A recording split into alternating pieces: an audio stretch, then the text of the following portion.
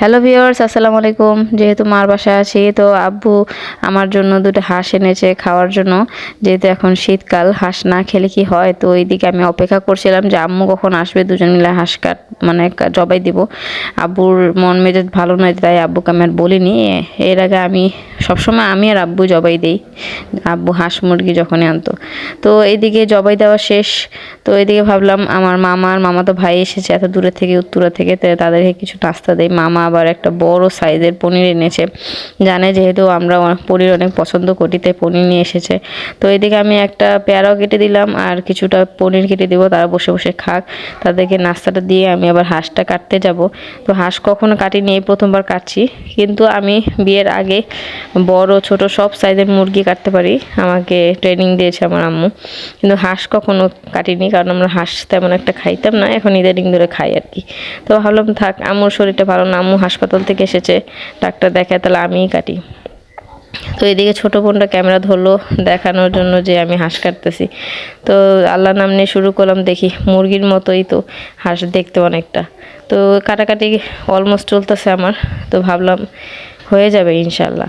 তো এইদিকে আমার মামাতো ভাইয়ের সাথে আমার ছেলে একদম খেলায় ব্যস্ত, একদম মা মামা করতে করতে ব্যস্ত। এইদিকে আমার মামা আমার আব্বুর সাথে কথা বলতেছে। তো আমারও অলমোস্ট কাজ শেষ হয়ে যাচ্ছে হাঁস কাটা। তো হাঁস কাটা শেষ করে আবার হাতের যেগুলো কাজ আছে সেগুলো শেষ করব। তো দেখেন না, আমার অলমোস্ট হাঁস ছিলা হয়ে গেছে, আলহামদুলিল্লাহ অনেক সুন্দরভাবে করেছি। তো যেহেতু গ্যাসের সমস্যা, তো আর ভাল লাগছে না, আম্মু সারা রাত চুলার পাড়ে ছিল এই গ্যাসের জন্যে, যেহেতু পরের দিন কিছু গরিবকে খাবার দিবে। তো রান্নাবান্না করতে অনেক লেট হচ্ছিল, দাঁড়ায় থাকতে থাকতে আম্মুর মাথা আর কোমর দুইটাই ব্যথা হয়ে গেছে। তো আমরা মেয়েরা তো অনেক কষ্টই করি রান্নাবান্নার ক্ষেত্রে, তো কি আর ভাল লাগে মাকে কষ্ট দিতে। তাই আমরা পরের দিন সকালে চলে গেলাম ওয়ালটন শোরুমে, গিয়ে একটা রাইস কুকার নিয়ে আসলাম।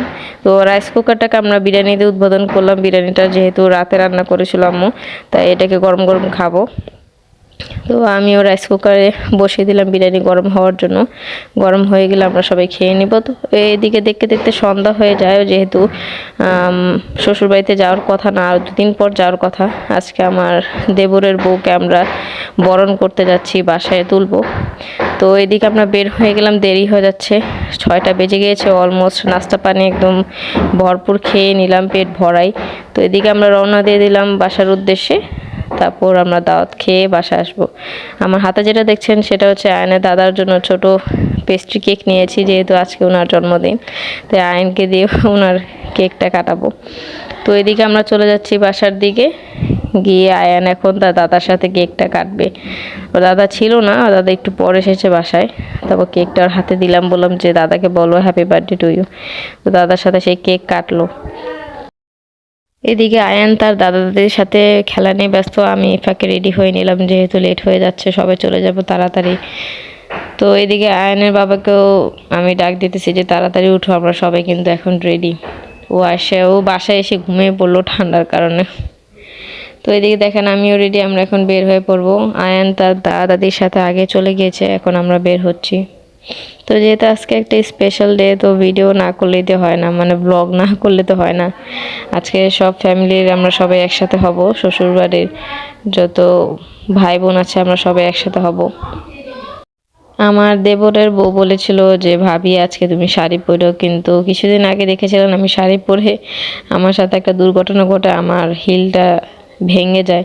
তো ওর পর থেকে আমার আর মন চাচ্ছে না, আর এমনিতেও মন ভালো না, এর জন্য বললাম না, আমি কোন ঝামেলা করতে পারবো না।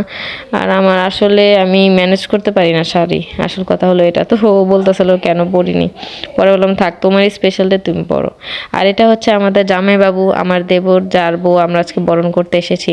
তো এইদিকে বউয়ের আম্মু মানে আন্টি, তিনি সব খাবার দাবার টেবিলে দিচ্ছিলেন। ওই দেখেন আমার দেবরের বউ আমাকে দূরের থেকে বলতেছে ভাবি এটা কি করলেন, আপনার শাড়ি কই? আমি বলতেছি আরে সমস্যা নেই, তুমি আসো আসো। দেখেন মাশাল্লাহ আমার দেবরের বউকে কত সুন্দর লাগতেছে। তো আমরাই প্রথম এসে পড়েছি, তো আস্তে আস্তে সবাই আসবে, এখন সবাইকে দেখাবো কে কে এসেছে আজকের দাওয়াতে। তো আজকে আমার জালের আম্মু অনেক মজার মজার খাবার রান্না করেছে, এমন কোনো আইটেম নাই তিনি আজকে রান্না করেননি। পোলাও থেকে নিয়ে, মাংস থেকে নিয়ে, জর্দা থেকে নিয়ে, ভাত, মাছ সব রান্না করেছে। অনেক মজা হয়েছে খাবারগুলো। আন্টিকে অনেক অনেক ধন্যবাদ। তো এদিকে দেখেন আমরা সবাই বসে আছি, গল্পগুজব করতেছি।